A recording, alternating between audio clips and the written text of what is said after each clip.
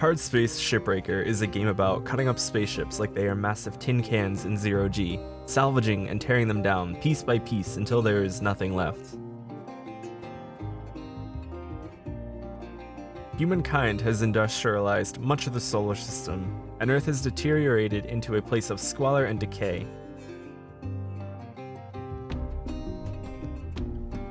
Your job in this game is to disassemble derelict ships to pay off your debt to the LYNX Corp, a debt that is sitting at a nice comfortable 999,999,999 credits.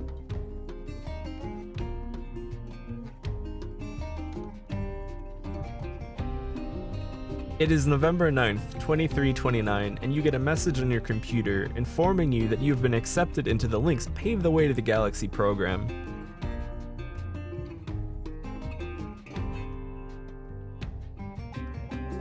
Out of over 124.8 million applicants, you were chosen based on above average physical and cognitive ability to participate in this program.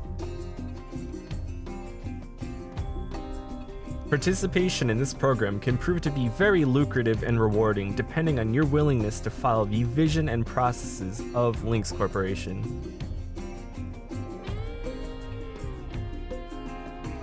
My name is Kevin, and this is Hardspace Shipbreaker. Food shortages, severe contamination, bills past due, a sick father, and a heap of denied applications, you turn to LYNX Corporation in hopes of finding a better existence living and working among the stars.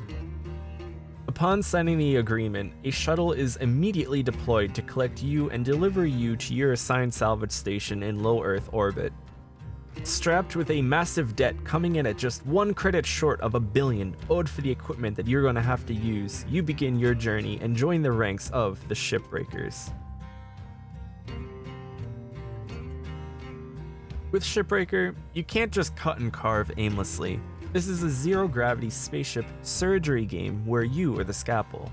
Each ship is an intricate puzzle, constructed from different parts and systems that must be deactivated or removed in a certain order to avoid disaster and maximize profit.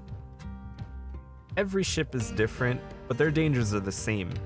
Pressurized spaces, when exposed to a vacuum, trigger a decompression event where the oxygen rushes to escape. If you don't grab onto something quick, you'll be forced out into space too.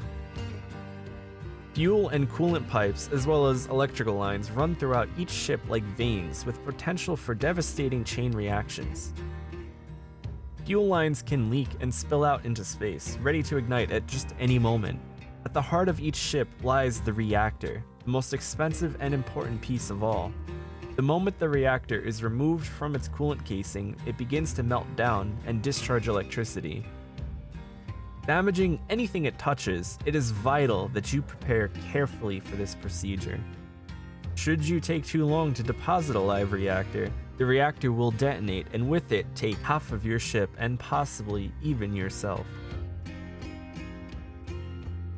Each ship is delicately cut and recycled using your arsenal of laser cutters, tethers, and a grapple. A scanner in your helmet helps give a glimpse into the puzzles that lurk behind the panels of each ship. To get the job done, you have 2 major tools, the grapple and the laser cutter. Your laser cutter has 2 swappable tool heads that allow you to cut out smaller, more manageable pieces of the ship. The split saw will cut a straight vertical or horizontal line in anything within your ability. The stinger, the other attachment, is good for getting into tighter places where you may not want to cut something accidentally that may be valuable or explosive.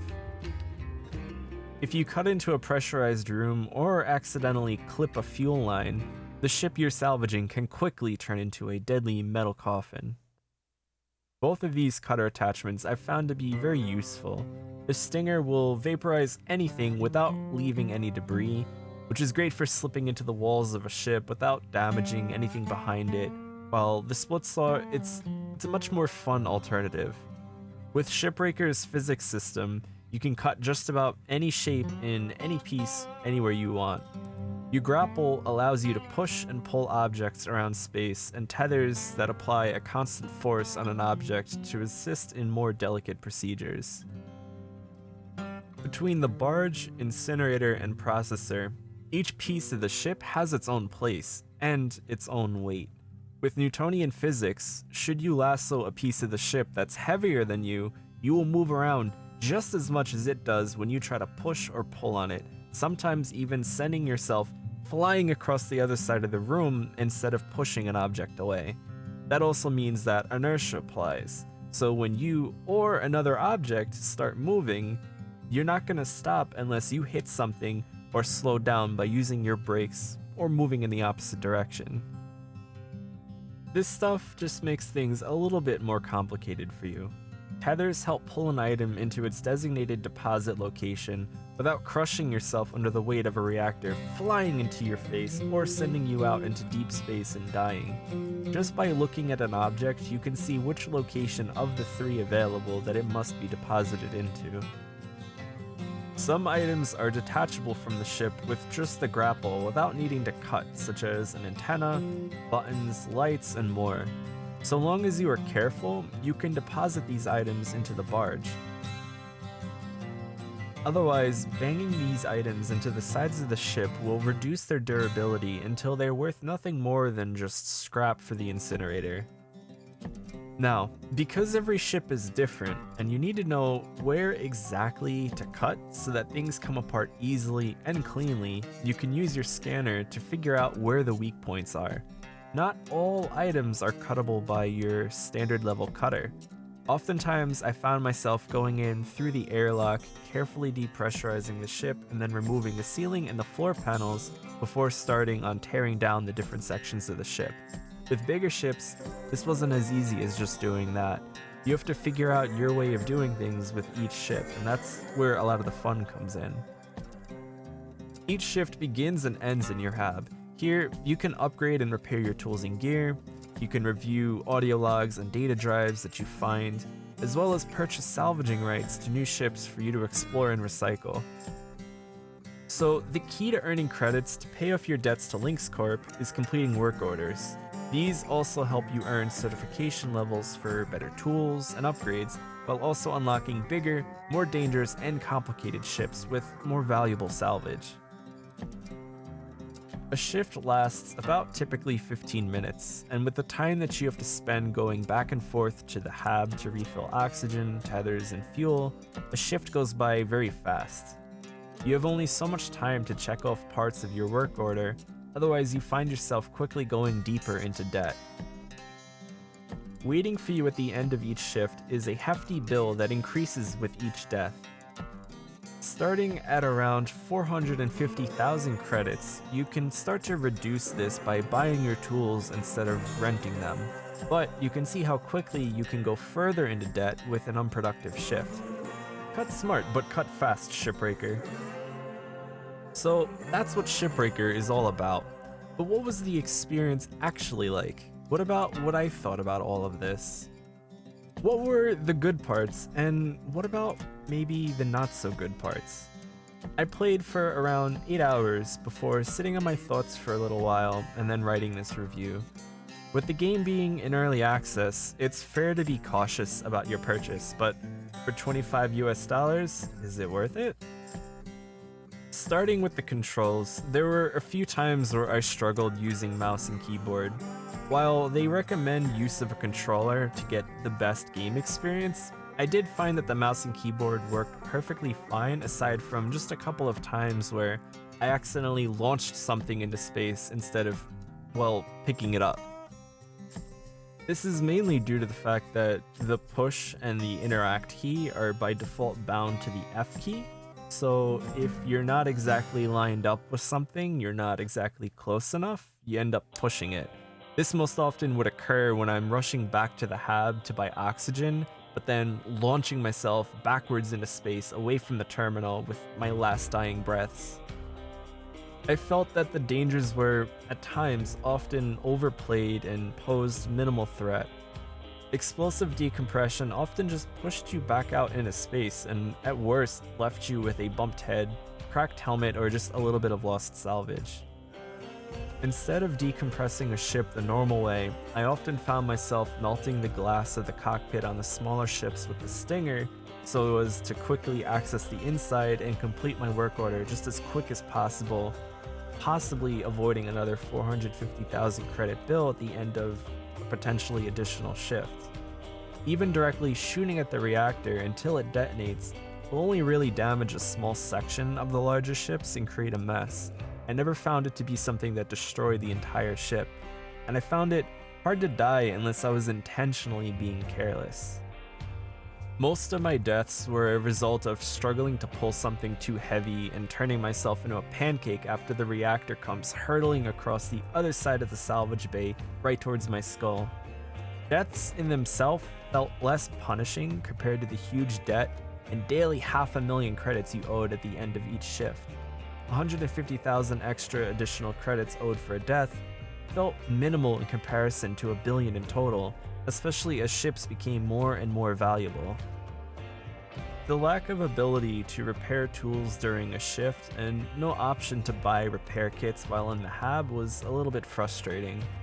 You would have to essentially waste a shift to go back out and buy repair kits so that you could go back inside, accept another 450,000 credit bill for your wasted shift, and then repair. The time limit was also somewhat frustrating, as it often forced you to waste money on last-minute oxygen refills to avoid a death, and it made things feel more rushed than relaxed at times. That said, there's nothing stopping you from taking your time and doing things just as slow as you want.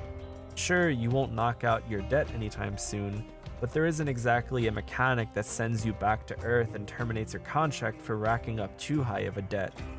After all, you already owe 1 billion credits. Outside of free play, there were 3 difficulty settings for the story. There were unlimited revives, 30 limited revives, and then no revives as a sort of hardcore mode. With additional future updates to the game, you can expect around 40 hours or more of content in the campaign, according to the developer's roadmap on their Steam store page. Early access games often carry a bad rap for poor quality, and oftentimes devs just disappearing and ceasing development at some point halfway through. Luckily, this is a very reputable studio, Blackbird Interactive and Focus Home Interactive, who have released a number of well-known titles such as Homeworld and many more. So I'm a little more willing to trust that this game will be better than others under the early access label. After all, early access is meant to provide devs with additional income to build and improve their game. As for bugs, there were only a few that I ran into. Most notably was the giant, ever-growing black void that slowly consumed everything on the screen, and the only way to fix it was to abandon your shift and return to the hab through the menu. Now, this is already a high priority fix for them, and honestly, by the time this video airs, it may have already been fixed. But otherwise, the other bug that I often ran into and was usually the most frustrating was that items often would clip through the barge, or they just wouldn't deposit properly. There were many times that something would not quite reach the barge, or it would bounce off of it and then just disappear into the void of space. I'm not sure if it was because perhaps the object was moving too quickly or it was too close to the edge of the barge, but this issue was the most frustrating to me. Otherwise, there was just a single crash to the desktop occurring after my maybe 8 hours of play. So I feel happy with my experience so far for the most part. Now for the good parts. The movement felt very good and immersive. With inertia and the Newtonian physics, there was a lot more to the game than just floating around weightlessly while you cut up a ship. Not just you, but the pieces of the ship had to be carefully moved with a steady hand to avoid needless damage. The tools were also great. Being able to tether things together and to each other and push them around was really fun to mess around with. There was one time that I used tethers to pull the entire back half of a ship into the processor once I had stripped it down, and it cut off a huge amount of recycling time if I had tried to disassemble it piece by piece. The graphics and sound are very immersive as well. Granted, you shouldn't be able to hear anything in space. The muffled noises through your helmet were a good alternative to just complete silence. The soundtrack was also affected by your environment as well. For example, if you hit your head and damage the helmet, The track would change and your character would punch his helmet to get it to change back. Things like the scanner had a very cool aesthetic and the lighting was excellent. Even though the ships are mostly blocky, it didn't really stand out to me as a problem or anything like that. Everything just fit well within the scope of the game. I found Shipbreaker to be very relaxing oftentimes, especially when not under the constraints of the 15-minute shift timer. Ships ranged from almost too easy to a good level of difficulty at the highest level. I would have liked to see the difficulty scale a little bit better, as it only really started to get difficult at the last certification level after several hours of play. That said, I'm sure that stuff is subject to change as development continues. If you like games like Viscera Cleanup Detail, this should be right up your alley, and to be honest, even if you aren't, this game isn't as tedious and mind-numbing as Viscera often was. I think for $25, this game is a great pick if you need something to unwind with and spend hours without even realizing it. If they ever add multiplayer, this would be a must-buy for me. Tearing down a massive ship for an hour or so with a group of friends just sounds like a really great time to me. I'm looking forward to see what they do with this game, and the roadmap on their store page talks about adding more ships, tools, upgrades, and perks, as well as more story, game modes, and such. If you're interested in checking out more Shipbreakers, check out the store page link in the description below, and I really hope that you found this video helpful and informative. If you did, hit that button below. I upload new videos every week. Thanks for watching. Until next time, Shipbreaker.